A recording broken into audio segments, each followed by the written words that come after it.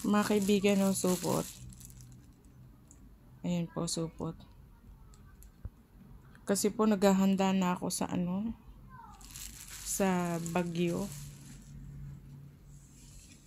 Ayan. Tsaka ito po, kailangan.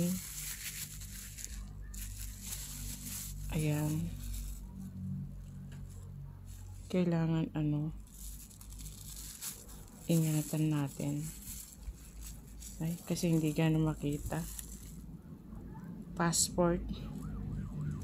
Sinupot ko na po siya para sure na ligtas. Ashley! Shh! Ashley! Ayan po, oh. Passport po siya.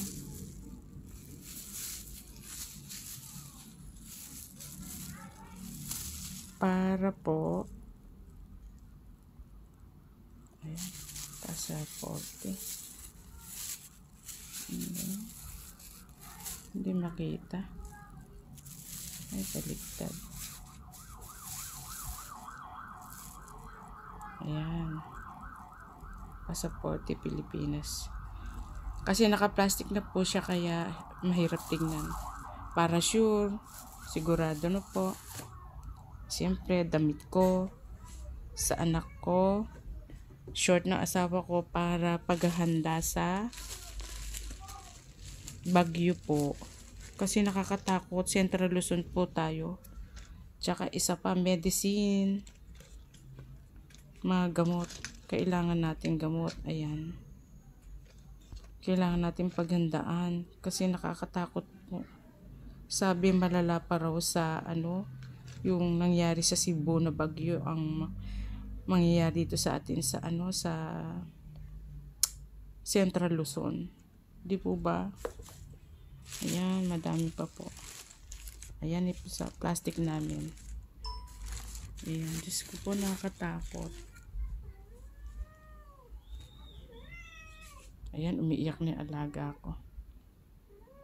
Ayan po. Tagdadalawa lang kami. Sa anak ko.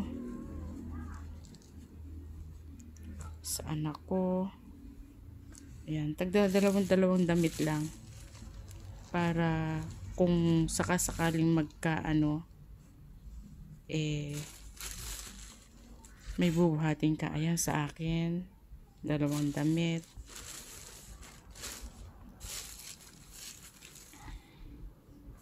Sa akin, wala yata sa asawa ko ito.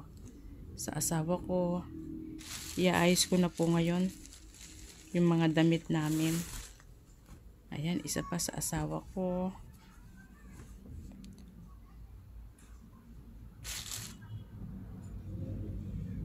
Nakakatakot yung panahon, mga kaibigan. Ang hirap yan. Tsaka siyempre pera. Tsaka pagkain. Naku.